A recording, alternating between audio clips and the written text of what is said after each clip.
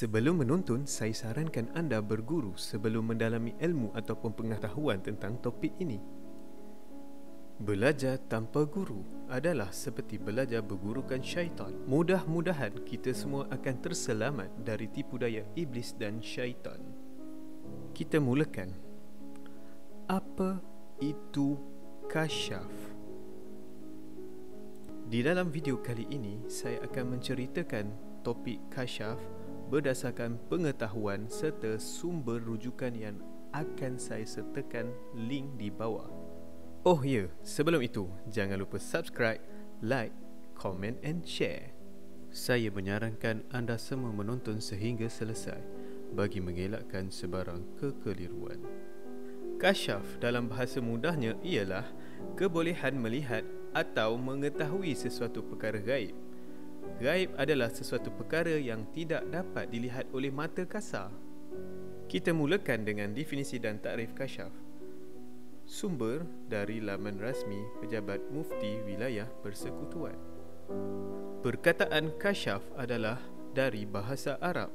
Ianya terdiri daripada huruf kaf, shim, fa. Kasyaf.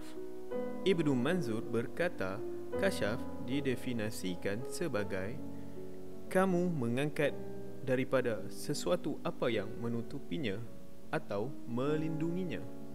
Rujukan Lisan Al-Arab 9 dari 300. Mengikut Kamus Dewan, kasyaf diertikan sebagai penyingkap rahasia alam ghaib melalui pandangan mata hati. Laman rujukan disediakan di bawah video ini. Di dalam kitab Mu'jam Mustalahat Al-Sufiyah menyebut makna kasyaf dengan beberapa definisi. Pertama, kasyaf dengan maksud penjelasan apa yang tertutup dari kefahaman sehingga terdedah seperti melihat pada yang zahir. Kedua, kasyaf mata dengan penglihatan sedangkan kasyaf hati dengan hubungan. Ketiga, kasyaf ialah terangkat hijab antara roh jasmani dengan yang tidak mungkin mendapatinya berdasarkan panca indera zahir. Untuk mengetahui lebih lanjut, anda boleh rujuk kepada link yang disediakan di bawah video ini. Apa itu kasyaf? Data-data ini diperolehi dan didapati dari medium warganet. Link saya sertakan sekali di bawah video ini. Kasyaf secara definisi mudahnya ialah kebolehan melihat atau mengetahui perkara gaib atau perkara alam gaib, iaitu perkara yang tidak nampak dengan mata kasar. Di sini, penulis membahagikan kasyaf seperti berikut. Pertama, kasyaf hak merupakan kasyaf pemberian dari Allah di mana Allah telah membuka tabir baginya untuk melihat atau mengetahui perkara yang gaib. Kasyaf jenis ini adalah kasyaf tanpa adanya keterlibatan makhluk jin. Biasanya, kasyaf jenis ini ada dua keadaan di mana pertama keadaannya, kasyaf tanpa diminta, iaitu Allah memberikan kebolehan kasyaf kepada seseorang yang tidak meminta untuk menjadi kasyaf. Allah berkuasa memberikan apa-apa kepada sesiapa sahaja yang dikehendakinya. Kedua, kasyaf yang diminta, iaitu Allah mengabulkan permintaan seseorang yang ingin kasyaf, lalu Allah menjadikan orang tersebut kasyaf.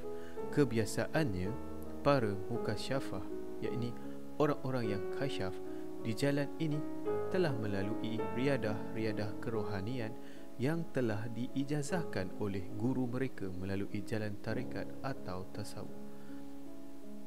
Kebiasaannya, mereka tidaklah bertujuan untuk mencari kehebatan dan kelebihan dunia, tetapi ingin makrifatullah, yakni mengenal Allah dan mencapai tahap keimanan yang paling unggul. Seterusnya ialah kategori kasyaf. Kasyaf mata, kebolehan melihat alam gaib.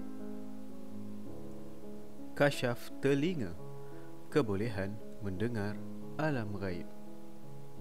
Kasyaf hati ataupun mata basyirah, kebolehan mengetahui sesuatu yang tersembunyi. Kasyaf laduni, kebolehan mendapat ilmu secara terus dari Allah. Kasyaf rasa, kebolehan merasa alam ghaib dan apa-apa yang berlaku di alam tersebut. Biasanya, kasyaf jenis ini saling berintegrasi dengan lain-lain jenis kasyaf yang juga ada pada orang tersebut. Satu situasi di mana seorang rakan kelas bertanyakan kepada guru kami, "Ya Ustaz, apakah itu kasyaf dan bagaimanakah cara hendak mendapatinya?" Kemudian jawab guru kami, "Ya, kasyaf itu benar, ianya wujud. Akan tetapi wahai anak muridku, kasyaf merupakan pemberian Allah kepada yang dikehendakinya, dan kasyaf bukanlah sesuatu yang diusahakan.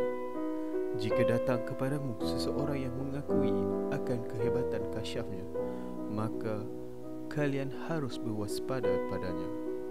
Wallahu a'lam." Subhanallah, sesungguhnya ilmu Allah itu luas. Diharap sedikit sebanyak info yang saya kongsikan ini dapat menjawab sedikit sebanyak berkaitan kasyaf. Semoga Allah mengampunkan dosa-dosa dan kesilapan kita semua. Amin ya rabbal alamin. Sebelum kita mengakhiri video kali ini, mari kita memperdengarkan hujahan dari seorang guru, iaitu Ustaz Abdul Somad, mengenai topik kita pada hari ini. Saya baca dalam buku ada orang kasyaf mampu melihat ibunya disiksa di neraka. Channel apa yang dia tengok? Saya bisa menengok ibu karena tidak ada tirai.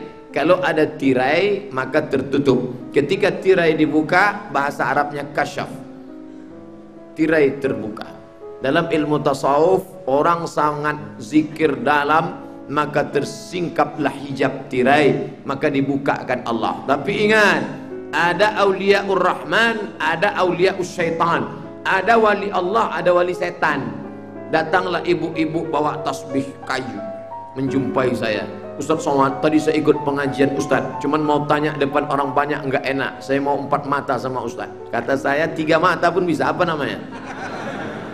Saya bisa melihat yang tak bisa dilihat manusia. Segala yang tersembunyi bisa saya lihat.